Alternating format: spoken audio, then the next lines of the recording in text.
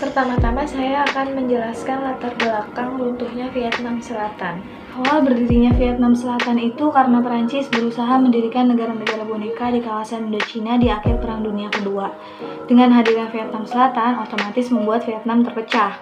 Hal itu membuat Ho Chi Minh sangat marah karena ia menginginkan Vietnam menjadi negara yang merdeka dan utuh. Kemudian terjadilah Perang Indochina I pada tahun 1946 sampai 1954, yaitu antara Vietnam Utara yang didukung oleh Tiongkok dan Vietnam Selatan didukung oleh Perancis. Vietnam Utara yang dipimpin oleh Ho Chi Minh mendapat pengakuan dari Rusia dan Tiongkok pada tanggal 31 Januari 1950, kemudian Vietnam Selatan yang dipimpin oleh Bao Dai juga mendapat pengakuan dari Amerika Serikat dan Inggris pada 7 Februari 1950. Namun di satu sisi sebagian besar rakyat tidak mau mengakuinya. Puncaknya adalah ketika kembali terjadinya Perang Indochina II. Ho Chi Minh kembali melakukan serangan kepada Vietnam Selatan dengan bantuan Uni Soviet. Hal itu ia lakukan karena Vietnam Selatan dianggap penghalang persatuan Vietnam yang telah ia cita-citakan. Dengan adanya serangan itu, Amerika Serikat pun ikut turun tangan, membantu Vietnam Selatan karena mereka masih berkepentingan pada wilayah tersebut. Amerika Serikat yang berusaha mempertahankan wilayah Vietnam Selatan terus memberikan bantuan pasukannya.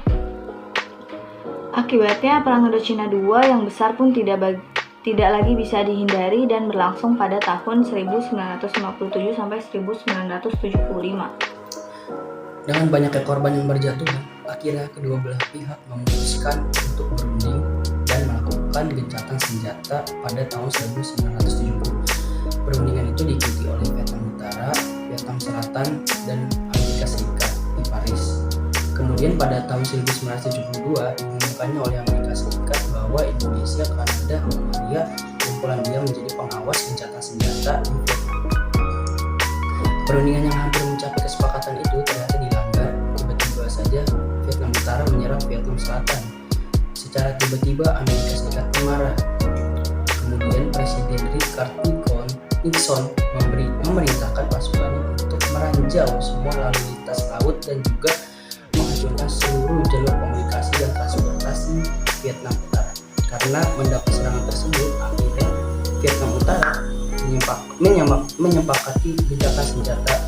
Perjanjian itu disebut Persetujuan Paris dan ditandatangani 27 Januari 1970. B. Runtuhnya Vietnam Selatan. Sebenarnya perang Vietnam itu sudah hampir berakhir pada bulan April 1975. Namun 18 April 1975, Vietnam Utara kembali mengancam wilayah Vietnam Selatan dan wilayah yang dituju adalah Saigon, kota Vietnam Selatan. Masyarakat Vietnam Selatan pun panik dan mulai mengungsi ke wilayah Amerika Serikat menggunakan 5 kapal induk armada yang dikirim ke Amerika Serikat. Presiden Vietnam sempat berganti 2 kali. Pertama yaitu bergantinya Nguyen Van Thieu ke Tran Van Huong. Nguyen Van Thieu adalah presiden yang menandatangani persetujuan Paris karena AS berjanji mengirim pesawat B-52 yang akan mengebom Vietnam Utara jika melakukan pelanggaran. Namun hal itu tidak dilakukan oleh AS dan Vietnam Selatan kekurangan kekuatan militernya. Saat bantuan dari AS tidak datang, Vietnam Utara semakin di atas angin. Kemudian pada 28 April 1975, Tran Van Huong digantikan oleh Duong Van Minh sebagai presiden Vietnam Selatan. Namun baru sehari memimpin, wilayahnya langsung diserang oleh pasukan gerilya Vietnam Utara yaitu Viet Cong. Wilayah yang menjadi tujuan serangan Viet Cong adalah Saigon. Pada akhirnya pasukan Vietnam Selatan pun kalah akibat hujan tembakan artileri yang dilakukan oleh Viet Cong. Akhirnya pasukan Vietnam Utara mulai menduduki posisi-posisi penting di Saigon dan mengibarkan bendera mereka di Istana Kepresidenan Vietnam Selatan pada 30 April 1975. Hal itu menandatangankan penyerahan pemerintahan Vietnam Selatan tanpa syarat kepada Viet Cong dan kejatuhan Saigon pun menandakan berakhirnya Perang Vietnam. Dengan kemenangan Vietnam Utara, hal ini menjadi periode awal transisi Vietnam menjadi satu yang negara yang utuh. Di sini aku sendiri akan menjelaskan tentang runtuhnya Vietnam Selatan. Tentu berdampak besar bagi rakyat Vietnam sendiri. maupun dunia internasional. Kesimpulan dari peperangan selama hampir 2 dekade ini menjadi penting untuk menjadi pertimbangan kebijakan oleh para pemimpin pada masanya. Beberapa dampak tersebut diantara lain: pertama, perang berakhirnya saudara berkepanjangan. Perang ini menewaskan sekitar lebih dari 4 juta jiwa rakyat Vietnam maupun negara lain yang dipaksa berkorban nyawa untuk kepentingan politik. Yang kedua, pengubahan nama Saigon menjadi Ho Chi Minh. Bukan hanya sekedar pengganti nama, Saigon merupakan bekas kekuasaan Prancis dan Vietnam Selatan. Simbol imperialisme dan anti-komunisme, pengubahan ini adalah sikap intoleransi terhadap keduanya oleh Republik Sosialis Vietnam. Yang ketiga, tumbuhnya proksi komunis di Asia Tenggara. Tidak hanya Vietnam, Laos, dan Kamboja pun berkembang menjadi penguasa komunisme. Pret Lau di Laos dan Pol Pot di Kamboja adalah figur yang berkuasa dengan dukungan komunisme atau efek domino komunisme. Yang keempat, kerugian besar Amerika Serikat baik secara personil maupun anggaran.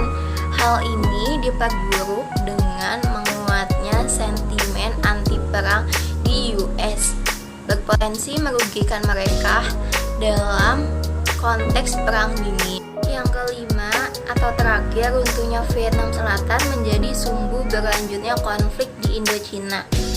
Perang saudara Laos, perang saudara Kamboja, dan konflik Tiongkok-Soviet merupakan sengketaan yang terjadi di antara negara-negara komunis. Konflik di Indochina baru merada pada 1990-an bersama dengan runtuhnya Uni Soviet. Nilai-nilai yang dapat diambil dari sebuah peristiwa runtuhnya Vietnam Selatan di antara lain yaitu yang pertama, dari peristiwa ini kita sebagai generasi pelanjut bisa belajar bahwa pecahan yang tidak dikelola dengan baik memiliki daya rusak yang membahayakan persatuan dan kesatuan bangsa, khususnya pada keberlangsungan suatu sistem pemerintah.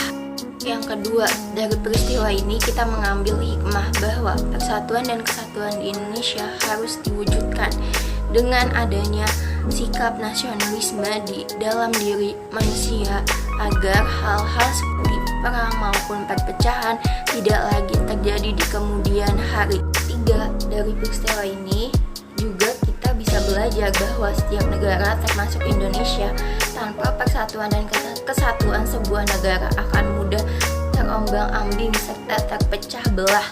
Mengapa penting memiliki sikap persatuan dan kesatuan antar warga masyarakat demi keutuhan bangsa dan negara? Tanpa adanya rasa persatuan dan kesatuan, bangsa di Indonesia bisa terpecah. Demikian penampilan dari kami kelompok 1 yang bertemakan tentang runtuhnya Vietnam Selatan. Kurang lebihnya mohon maaf. Wabillahi taufik wal hidayah. Wassalamualaikum warahmatullahi wabarakatuh.